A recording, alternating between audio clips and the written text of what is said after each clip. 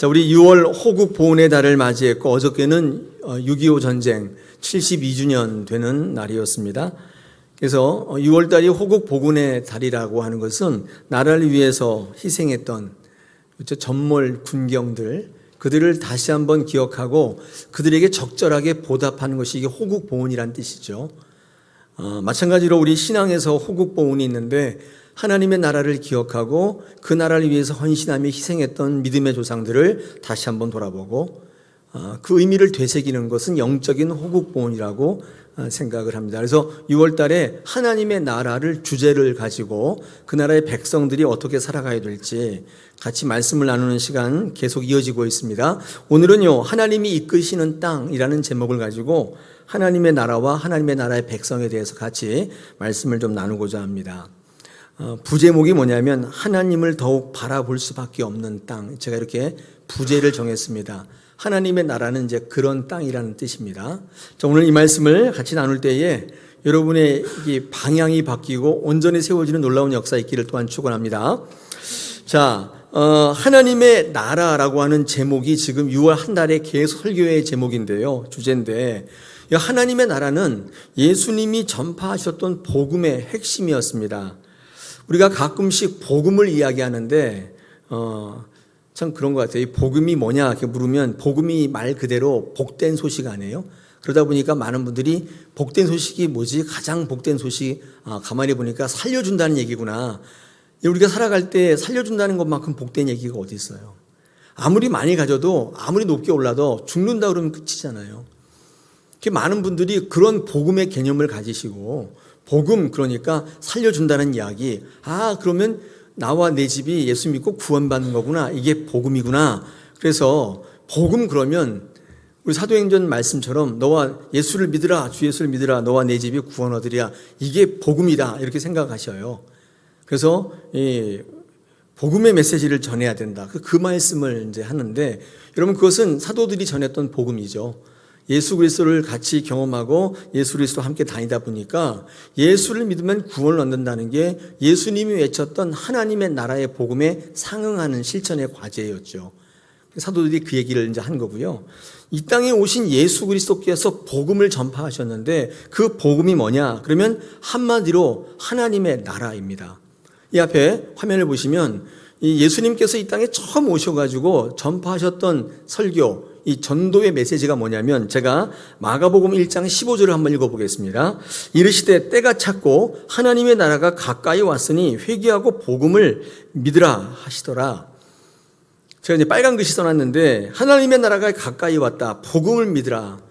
그러니까 예수님이 처음부터 전도하실 때 외칠 때 그 복음이 뭐냐면 하나님의 나라였던 것입니다. 하나님의 나라가 복음이에요. 예수님께서 복음으로 선포하시고 전파하셨던 하나님의 나라, 그리고 우리가 믿어야 되는 하나님의 나라, 우리가 신앙함에 있어서 목표로 삼고 있는 이 하나님의 나라가 도대체 뭐냐? 이번 주 마지막 주인데 같이 한번 나누기를 원합니다. 하나님의 나라가 뭐냐? 여러분, 하나님의 나라는 보이는 나라가 아닙니다. 우리 한국, 미국 이렇게 보이는 나라를 유형적 나라라고 하는데 이렇게 만질 수 있거나 그런 나라가 아닙니다. 성도의 삶과 신앙 속에 그래서 하나님의 나라 그러면 매우 관념적이에요. 눈에 막 보이고 만져야 이렇게 구체적인 개념을 갖는데 눈에 안 보이기 때문에 하나님의 나라라고 늘 말하는데 도대체 그게 뭐야? 매일 머릿속에 관념적으로 갖고 있어요. 많은 사람들이요, 쉽게 그려지지 않으니까 쉽게 이해하기 위해서 한국, 미국, 일본 이렇게 하나님의 나라를 유형적 나라로 생각하시는 경향이 있습니다. 여러분, 국가가 형성되려면 세 가지 필요하죠. 앞에 화면 보시면 처음에 뭐예요? 국민, 두 번째 주권, 세 번째 영토. 이 세 가지가 있어야 나라라고 하거든요. 국가라고 하는데 하나님의 나라도 똑같이 이제 여기는 것이죠. 우리가 대한민국 나라가 되려면 국민이 있고 그것을 다스리는 주권이 있고 그 다음에 땅이 있어야지. 그렇죠. 지금 저기 중동에 있는 팔레스타인은 주권도 있고 국민이 있는데 뭐가 없어요? 땅이 없어요. 땅이. 영토가 없어요. 그래서 그 나라를 나라라고 하지 않습니다. 그냥 집단이라고 그래요. 집단. 자, 그렇다면 하나님의 나라도 그렇게 본다면 하나님의 나라의 국민은 누굴까요? 교회에 다니고 예수 믿는 구원받은 저와 여러분들, 이런 분들이 국민이라고 볼 때 하나님의 나라의 국민, 이거는 이해하는 데 어려움이 없습니다. 그냥 다 받아들일 수 있죠. 그 다음에 주권은 한 나라가 통치하는 이제 권력인데, 우리 하나님의 나라의 주권이라고 하는 것은 하나님의 통치죠. 하나님의 법, 말씀, 이런 게 다스리고 통치한다. 이것도 이해하는 데 문제가 없어요. 근데 문제는 영토예요. 하나님의 나라를 생각해 볼 때 국민도 주권도 대충 이해가 되는데 이 영토가 이해가 안 되는 거예요. 땅이 없단 말이죠. 그러니까 하나님의 나라를 이해할 때 가장 걸림돌이 영토적 개념이에요. 많은 분들이 하나님의 영토가 어디냐, 하나님 나라가 어디냐 이렇게 막 묻는단 말이죠. 이게 뭐 하는 거예요? 이 하나님의 나라를 생각할 때 이 영토의 개념이 확실하지 않으니까 더 이상 진전이 안 돼요. 여러분, 하나님의 나라가 어디 있어요? 적어도 우리가 사는 이 땅 위에는 없어요. 그죠? 미국, 옆에 캐나다, 위에 캐나다 있고, 밑에 브라질 있고, 쭉 아무리 생각해봐도 하나님 나라는 없단 말이죠. 한 번도 가본 일도 없고, 본 적도 없어요. 그래서 많은 사람들이요, 어떻게 생각하냐면, 이 영토적인 개념을 생각할 때 하나님 나라를 쉽게 이해하기 위해서, 하늘에 있다. 하늘에 있다고 생각하는 것입니다. 왜 하늘에 있다고 생각하냐면 하늘은 높고 미지의 세계고 광활하고, 그리고 무엇보다도 하늘은 우러러 보잖아요, 이렇게. 그래서 하나님이 계실 만한 곳이에요. 밑으로 내다보면 별로 안 좋잖아요. 그건 내가 아래다 이렇게 내려보는 거니까. 하나님은 위대하신 분이니까 우러러 보는 곳에 계신다. 가장 좋은 곳이 하늘인데 이게 우리 인간의 표현의 한계예요. 더 이상 좋은 곳이 없어요. 그래서 하나님이 하늘에 계신다고 생각해 왔습니다. 그때부터 하나님의 나라를 천국으로 불렀습니다. 여러분, 천국은 말 그대로 하늘천, 나라국, 하늘나라죠. 하늘나라. 이 앞에 화면 보시면 이 천국과 하나님의 나라는 개념이 좀 틀려요. 천국은 말 그대로 하늘에 있는 나라, 장소적 개념인데, 이 하나님의 나라는 하나님이 통치하시는 나라, 하나님의 소유인 나라, 지배적 통치적 개념이 강해요. 이 두 가지가 사실상 성경에는 혼용되어 쓰는 것 같은데 많은 신학자들은 두 가지를 분류합니다. 특히 이 천국이라는 단어는요, 마태복음밖에 안 나와요. 다 다른 복음서나 서신서에는 하나님의 나라라고 나와 있습니다. 천국이라고 표현한 데는 마태복음밖에 없어요. 아까 제가 마태복음 읽지 않았습니다만은, 여러분, 하나님의 나라를 장소적 개념으로 이해하는 것은 이해하기 편하고 쉽고 받아들일 수 있기 때문인 것입니다. 인간적 이해이죠.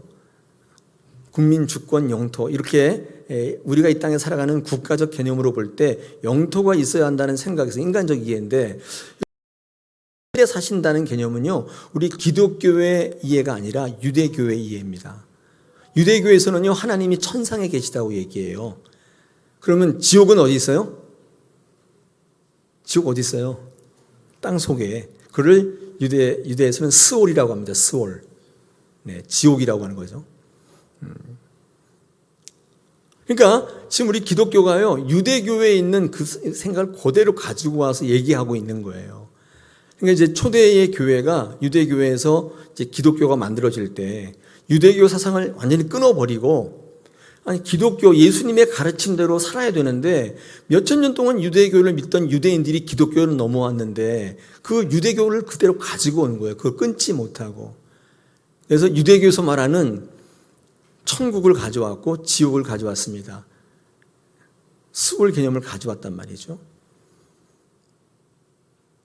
여러분, 그 유일신도 우리 기독교적인 하나님 아니에요. 유일신은 유대교의 하나님입니다. 근데 제가 가끔씩 뒤에서 듣다 보면 대표 기도할 때 유일하신 하나님 이렇게 기도하시는 분을 가끔 뵙게 되는데 그게 유대교의 잔재예요. 그럼 우리 기독교의 하나님은 뭐예요? 삼위일체 하나님. 그렇죠. 맞죠? 그래서 이 삼위일체 하나님이나 그거나 다 똑같은 하나님 아니에요? 아무거나 부르면 되지 않습니까? 이렇게 얘기할 수 있는데 안 됩니다.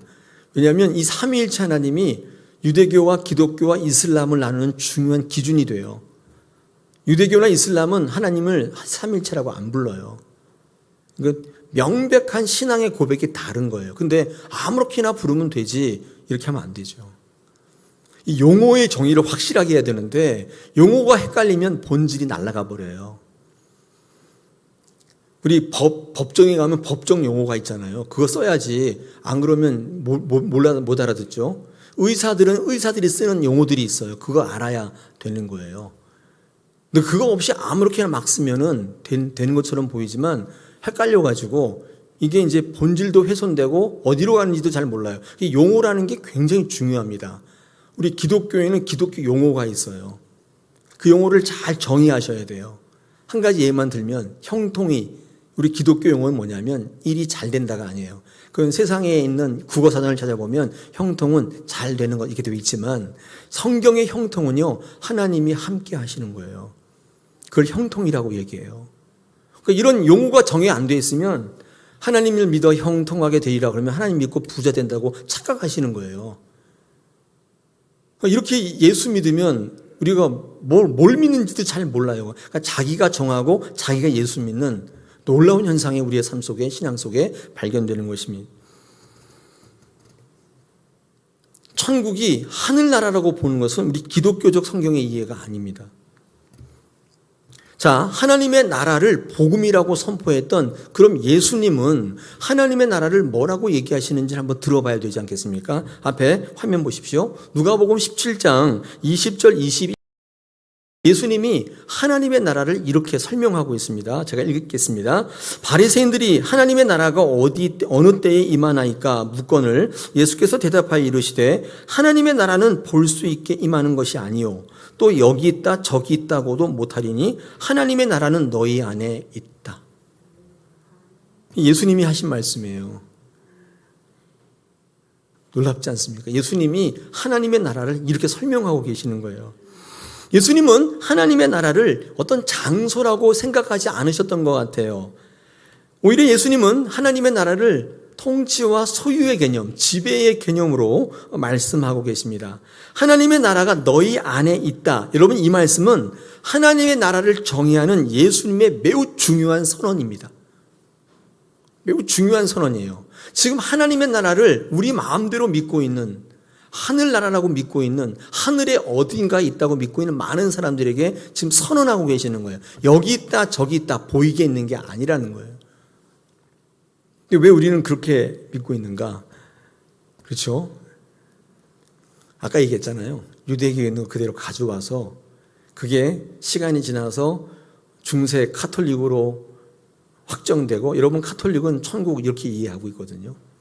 유대교에 있는 걸 그대로 가져왔어요. 이게 아니기 때문에 종교개혁이 일어나서 개혁가들은 천국과 지옥 개념을 다시 설명하고 있고 우리는 그 개혁신앙 위에 서 있습니다. 여러분, 우리가 예수 믿을 때 유교 끊지 못해. 유교. 우리나라 옛날에 유교 사상 위에 있었잖아요. 우리 지금 기독교 신앙에 유교의 잔재가 뭐가 있는 줄 아세요? 물론 뭐 조상이 절하고 참 그거 하는 분도 있지만 그거 빼고도 교회 안에 관료주의라는 게 있어요. 그러니까 목사, 장로, 안수집사, 권사 이런 거를요 관료주의 이렇게 계급으로 생각해요. 그래서 뭐 장로님이 제일 높고 그 다음에 뭐고 여러분 이거 다 유교의 잔재예요. 관료주의. 성경은 한 번도 그렇게 얘기한 적이 없어요. 근데 우리 여기 가운데 있는 분들이 우리 직분을 그렇게 이해 안 하고 있는 분이 있어요? 계급으로 이해하지 않고 있다 한번 손 들어보세요. 다 똑같다. 거의 없을 거예요. 우리 김은수 집사님만 계신. 이거 그게 유교가 지금 우리 기독교에 들어와서 여러분의 생각을 잠식하고 있는 거예요. 근데 우리도 굉장히 오랫동안 유교에 있었기 때문에 그걸 떨칠 수가 없어요. 교회 예배하면서 유교식으로 하는 거예요. 그런데 여러분 5,000년 이상 유대교를 믿던 사람들이 기독교로 개종했는데 그게 하루아침에 없어져요? 초대교회가 그걸 단호히 끊고 예수님의 가르침으로 서야 되는데 그게 사실상 어려웠단 말이에요. 그래서 뭐 유일신 하나님이니 천국이니 지옥이니 지금 카톨릭 계속 그 얘기를 하고 있고 우리는 그 가운데서 헷갈리고 있는 거예요. 여러분, 하나님의 나라가 너희 안에 있다. 여러분, 이 말이 도대체 어떤 말일까요? 그러면 이 하나님의 나라가 여기 있다 저기 있다 할 수 없다는 것은 어느 장소에 있다는 뜻이 아니다라고 말씀하는 거잖아요. 너희 안에 하나님의 나라가 있다, 너희 안에 있다는 말씀이 어떤 뜻이냐면 이런 뜻입니다. 너희를 다스린다, 통치한다, 너희를 온통 장악하고 있다의 뜻이에요. 너희 안에 있다는 뜻이 그런 뜻이에요. 하나님의 나라가 어디에 따로 있는 게 아니라 너희 안에 있다는 뜻은 하나님의 말씀이, 하나님의 명령이, 하나님의 존재가 여러분을 온통 장악하고 있다의 뜻입니다. 이게 잘 이해가 안 되면 제가 예를 한번 들어드릴게요. 이런 거 있습니다. 우리 여자친구, 남자친구 연애할 때 나 너 안에 있다. 그렇죠? 너 나 안에 있다. 이렇게 얘기하고 칩시다. 그럼 무슨 뜻이에요, 그게? 무슨 뜻이에요? 네가 나를 다스리고 있다. 온통 나 안에는 너밖에 없다. 네가 나의 기준이다. 난 네가 뭐라고 하든지 난 거기에 따를 준비가 되어 있다. 이게 너 나 안에 있다예요. 나 너 안에 있다. 그것도 마찬가지예요. 집에 가셔서 우리 부부끼리 한번 하세요. 나 너 안에 있다. 그러면 뭐라고 그래요? 이 양반이 나이가 들더니만 뭐 이렇게 얘기하시죠. 나 안에 너 있다. 그 말은 네가 나를 지금 다스리고 있다. 너는 나의 주인이다. 온통 나 안에는 너밖에 없다는 뜻입니다. 지금 하나님의 나라가 너희 안에 있다는 것은 이 어떤 장소가 아니라 통치적 개념이에요. 하나님 예수님께서 말씀하신 거예요. 이런 바리새인이 묻습니다. 하나님의 나라가 어느 때 임합니까? 이렇게 물었더니 예수님이 사실 뭐라고 대답하신 거냐면 하나님의 말씀이 너희를 통치하시기 시작할 때부터이다. 이렇게 말씀하는 거예요. 하나님의 나라가 언제 임합니까? 이게 때를 물었더니만 예수님께서 그 때가 언제냐? 네가 하나님의 나라가 되는 때가 언제냐? 하나님의 말씀이 너를 통치하기 시작할 때부터다.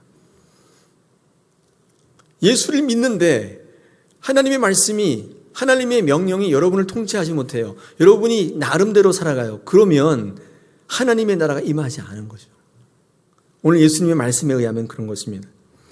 하나님의 나라가 너희 안에 있다라는 말의 잘못된 해석의 예를 제가 두 가지 말씀드리겠습니다. 이렇게 이해하시는 분이 있어요. 천국은 우리가 마음 먹기에 달려있다. 이거 잘못된 해석입니다. 교회 다니는 분 가운데 이렇게 이해하시는 분이 있어요. 천국이 뭐 별겁니까, 목사님? 내가 마음 먹기에 다른 거죠. 이건 매우 잘못된 해석이죠. 또한 너희의 마음이 하나님의 나라다. 이렇게 말하는 분도 있어요. 이것도 매우 잘못된 거예요. 이건 불교적 해석이에요. 이런 불교는 뭐라고 하냐면 내 마음이 부처다. 이렇게 얘기하거든요. 네가 부처다. 이렇게 얘기해요. 잘못된 해석이죠. 매우 인본주의적 해석입니다. 우리가 하기에 달려있다. 내가 하기 나름이다. 네, 우리 교회는 많지 않으시라고 믿습니다.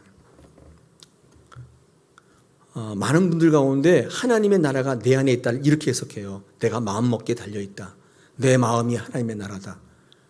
혹시 이 안에 그런 생각 갖고 있으신 분들은 빨리 돌이키셔야 돼요. 바꾸셔야 돼요. 안 그러면 하나님의 나라의 백성, 하나님의 나라에 임하기가 쉽지 않을 겁니다. 여러분이 하나님의 나라예요? 여러분이 마음 먹기에 달려 있어요? 그런 게 있어요.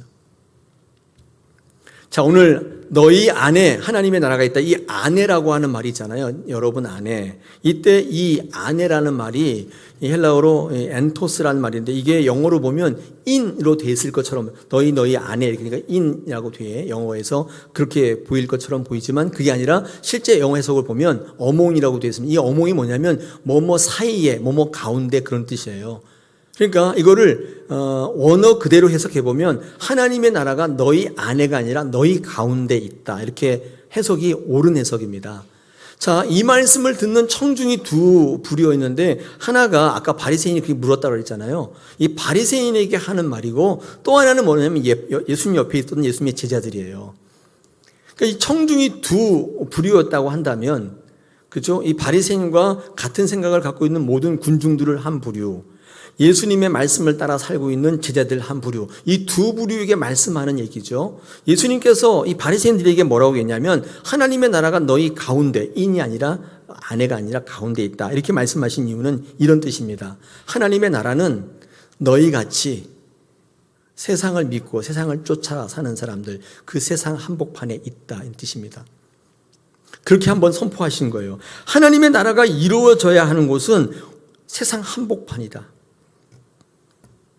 하나님의 나라가 거기 임할 때, 그 통치가 될 때 거기에 하나님의 나라가 이루어진다.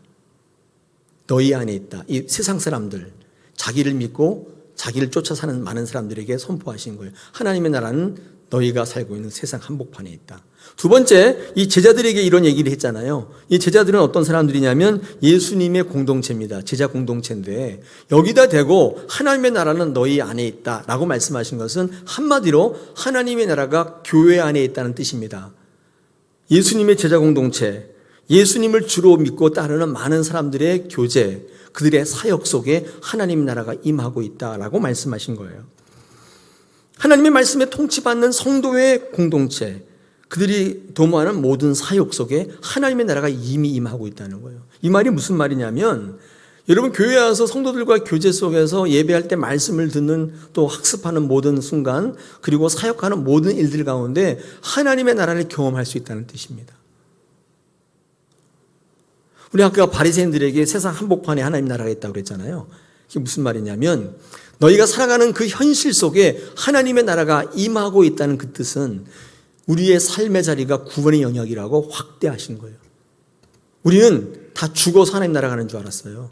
그런데 살아서도 하나님 나라를 체험할 수 있다고 말씀하시면서 많은 사람들에게 하나님의 말씀에 통치를 받을 것을 요구하시는 선언입니다.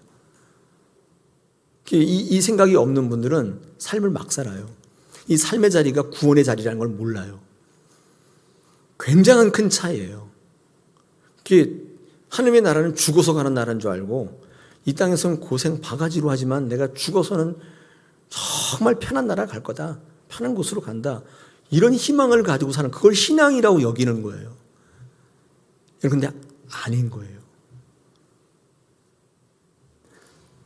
예수님은 그 바리새인들 가운데 하나님의 나라가 어느 때 임하냐고 물었을 때 하나님의 나라는 네가 예수님의 말씀에 통치받고 다스림을 받을 그 순간부터 일어난다. 그게 하나님의 나라다 말씀하셨습니다. 우리 교회의 교제와 사역 속에 하나님 나라를 체험하시기를 축복합니다.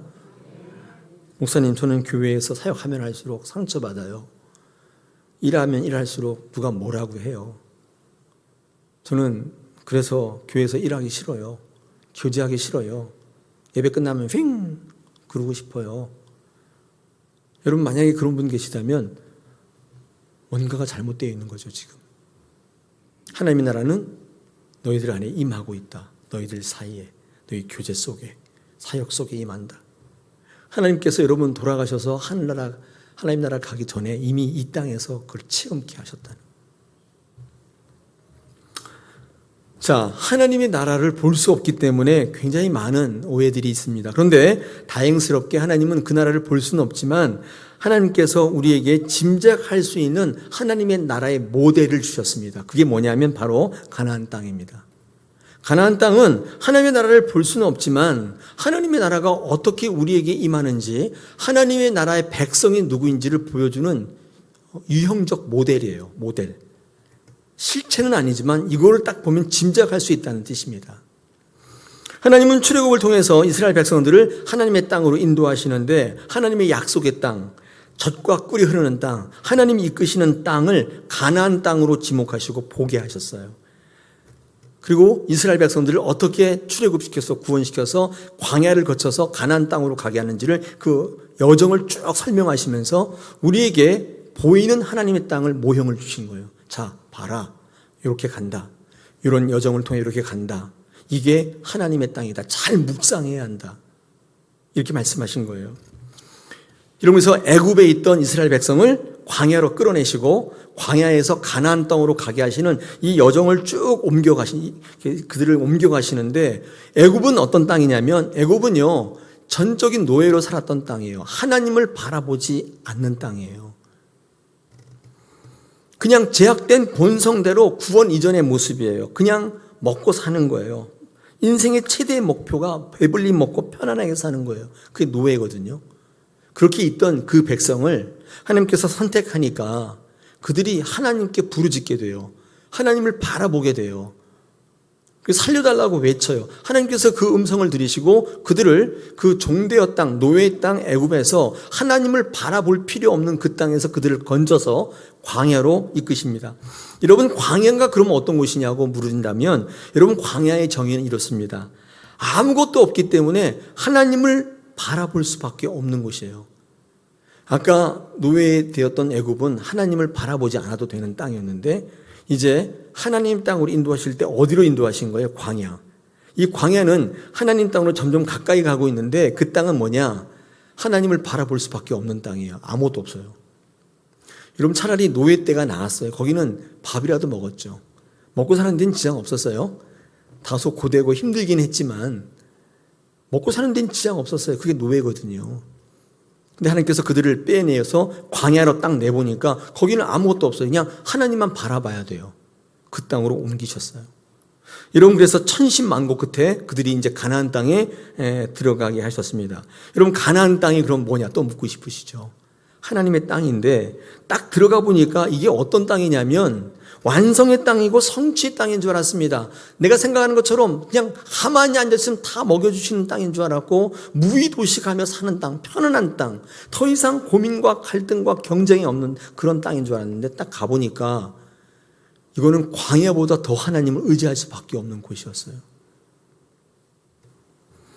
생각해 보세요. 그 만나가 딱 그쳐버리니까 거기 가서 이제 농사 짓고 목축을 해야 되는데, 여러분, 농사 져보시면 아시겠지만 농사의 가장 관건이 뭐예요?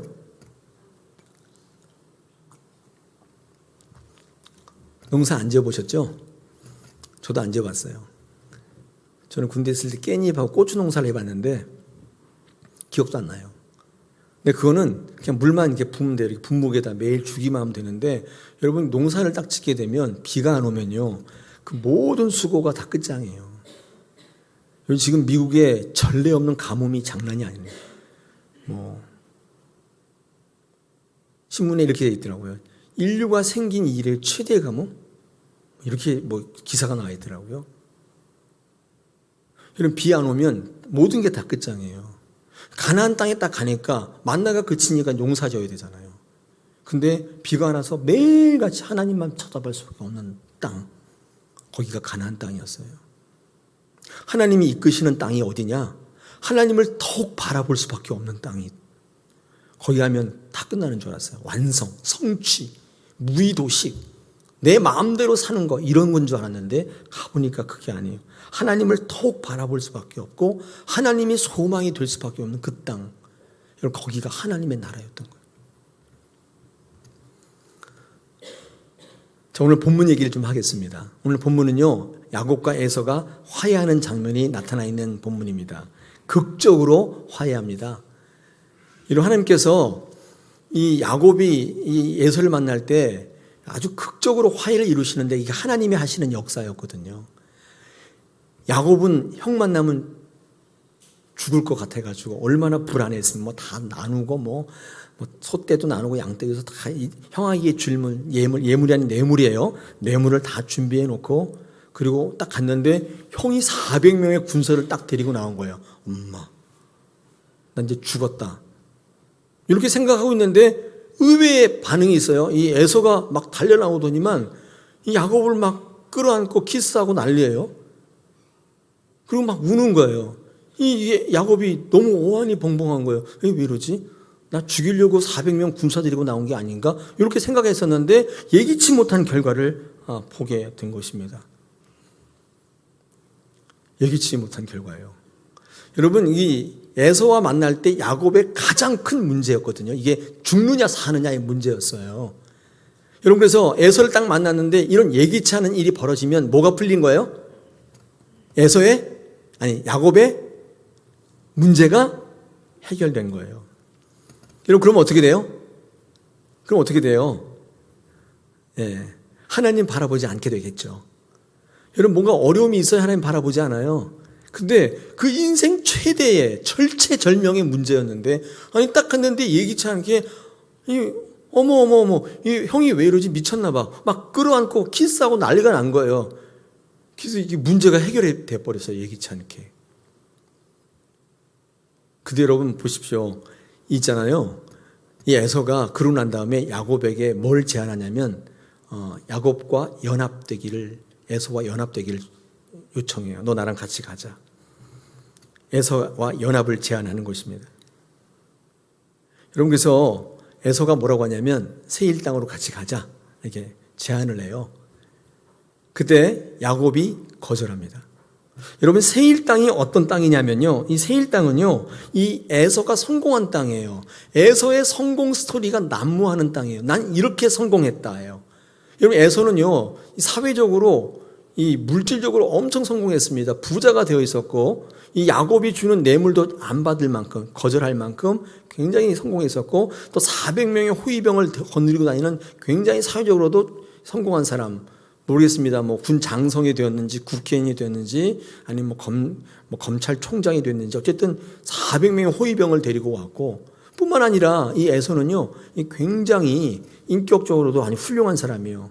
동생을 끌어안고 그 원수를 뽀뽀해주고 키스하고, 그 다음에 자기 조카들 인사도 받고, 그리고 나랑 같이 살자 이렇게 할 만큼 인격적으로도 훌륭한 사람이 되어 있었습니다. 여러분, 그래서 이 에서가 야곱에게 너 나랑 같이 가자, 세일 땅으로 가자 이렇게 연합을 제안했는데 야곱은 거절합니다. 그리고 야곱이 어디로 가냐면 하나님께서 그를 숫곳으로 인도했다. 우리 한번 성경 보겠습니다. 숫곳으로 인도했다고 되어 있습니다. 그게 17절에 나와 있습니다. 그렇죠? 숫곳. 이 숫곳이 뭐냐? 여러분, 숫곳은 말 그대로 어떤 땅이냐면, 그대로 해석해 보면 오두막이란 뜻이고요, 가축, 우리 그런 뜻입니다. 숫곳. 그러니까 임시 거처 이런 뜻입니다. 그러니까 우리간이나 지을 수밖에 없는 땅이에요. 험한 땅입니다. 그리고 형편없는 땅이에요. 적박한 땅이에요. 거기가 숫곳입니다. 밭으로 사용할 수 없고 작물을 재배할 수 없는 그 땅으로 하나님께서 야곱을 인도하셨습니다. 아니, 세일 땅, 좋은 땅 있잖아요. 에서가 성공했던 땅, 에서가 그렇게 하면 성공한다고 말하는 그 땅, 그 성공감이 넘쳐나는 그 땅으로 안 가게 하시고 숫곳은 뭐예요? 험한 땅. 여러분, 그래서 결과적으로 숫곳은 어떤 땅이냐? 하나님을 또다시 바라볼 수밖에 없는 땅이에요. 문제가 해결됐는데 또 그곳으로 끌고 가신 거예요. 여러분, 하나님의 땅이 어떤 땅일까요? 하나님의 나라가 뭘까요? 여러분, 지금 뭐가 문제가 해결 안 돼가지고 기도해서 그 땅에 가면 되겠다. 그래서 거기 가면 다 해결될 거야. 거기 가면은 참 엄청난 비치에 딱 누워서, 파라솔 밑에 누워서 누가 갖다 주는 음료 먹으면서 거기가 하나님의 나라일 거야. 또 오늘 성경에서 말씀하는 하나님의 나라는 하나님을 바라볼 수밖에 없는 땅인 거예요. 더욱 하나님만 의지해서 하나님의 소망이 될 수밖에 없는 그 땅, 그 나라. 그럼 하나님의 백성은 누구예요? 하나님을 더욱 의지할 수밖에 없는 사람이에요. 여러분, 에서는 하나님의 사람이 아니에요. 그 세일이란 땅은 자기가 성공한 땅이고 하나님을 더 이상 바라볼 필요 없어요. 자기의 성공의 간증과 스토리가 넘쳐나고 경험이 넘쳐나고 이렇게 하면 성공의 그런 땅이에요. 근데 여러분, 숫곳은 임시 거처예요. 척박해요. 오늘 이 하나님의 나라를 조금 같이 살펴보시면서 우리 교회, 특히 예수님이 하나님의 나라가 복음이다, 하나님의 나라가 가까이 왔다, 하나님의 나라가 너희 안에 있다 이렇게 말씀하시는 그 복음의 메시지를 여러분 들으실 수 있게 되기를 바랍니다. 예수님이 지금 절절한 복음이 뭐예요? 하나님의 나라가 왔다는 거예요. 너희가 하나님의 나라의 백성 돼야 한다는 거예요. 하나님의 말씀이 임할 때 통치받고 지배받고 하나님의 방향으로 돌아서야 한다는 거예요. 그때 너희 안에 하나님의 나라가 임하고 있다. 우리에게 말씀하시는 것입니다. 6월이 다 갔습니다, 여러분. 6월 끝났어요. 이제 내일부터는 이제 상반기를 잘 마무리하셨기 때문에 우리가 특별 새벽 기도 하려고 합니다. 저희 교회가 특별 기도하는 시점이 뭔가 마무리하고 시작하는 중요한 시점이에요. 우리 평상시엔 안 하더라도 이런 시점에는 굉장히 중요해요. 여러분, 여러 가지 이유를 만들지 마시고 하면 참여해 보세요. 그때 결단하시면 그게 은혜가 되고 그게 복이 됩니다. 할렐루야. 평상시에는 못하지만 그런 시점에는 교회가 의지를 가지고 선포할 때는 내 주장을 자꾸 하지 마시고 참여하세요. 여러분 상황을 자꾸 들어 얘기하지 마시고 순종하실 필요가 있습니다. 하나님께서 하나님 나라를 이룰 때 여러분 그 에서를 축복한 거 아시죠? 그 에서가 잘된 게 그가 잘해서 잘된 게 아니에요. 야곱을 그 숫곳으로 인도하기 위해서 하나님이 만드신 일이에요. 여러분 그 에서가 잘된 거는 야곱 때문이에요. 할렐루야. 여러분 요셉이 잘 돼서 누가 복 받았어요? 보디발이. 보디발은 어떤 사람이에요? 그건 하나님 모르는 사람이에요. 근데 요셉 때문에 복을 받아요. 엄청난 거죠. 자, 한번 얘기해 보겠습니다. 여러분은 누구 때문에 복 받았단 말이에요? 바꿔서 여러분 누군가에게 복을 전해줄 유통업자예요. 여러분이 지금 누리고 있는 복은 그 누군가 때문에 받은, 근데 그 누군가가 누구냐면요. 여러분 저는 이렇게 믿고 있어요. 믿음의 조상들이에요. 제가 이렇게 얘기했습니다. 신실하게 예수 믿던 할아버지. 구한말 때, 6.25 때 예수 믿으면 공산당에 끌려가서 총살당하는데 그래도 굴하지 않고 예수 믿던 할아버지, 늘 새벽 기도 때 그 차가운 바닥에서 늘 기도했던 할머니, 날마다 내 머리에 손 얹고 기도하셨던 아버지, 늘 교회에 충성 헌신했던 어머니, 삼촌, 목사였던 삼촌, 전도사였던 숙모, 그런 분들이 있죠. 신앙생활 열심히 했던 여러분의 조상들이 있죠. 여러분 그분들 때문에 복 받는 거예요. 중요한 건 뭐냐면 여러분도 여러분 자녀에게 복 주는 사람 되어야 돼요. 할렐루야. 저는 그래서 이게 신앙을 대대로 이어가는 그런 가정이 제일 부러워요. 저희 어머니의 기도 때문에 제가 여기 있는 거고, 제 기도 때문에 우리 아이들이 또 그 자리에 있을 수 있을 거예요. 할렐루야. 믿는 사람이랑 같이 다니십시오. 누군가 옆에 내가 되게 중요하죠. 하나님께서 야곱을 더 하나님을 의지할 수밖에 없는 것으로 계속 몰고 가시는 것을 우리는 성경을 통해 확인했습니다. 여러분이 하나님 나라의 백성이라면 하나님 그렇게 하실 거예요. 여러분을 하나님을 더 의지하지 않으면 안 되는 상황으로 계속 몰고 가세요.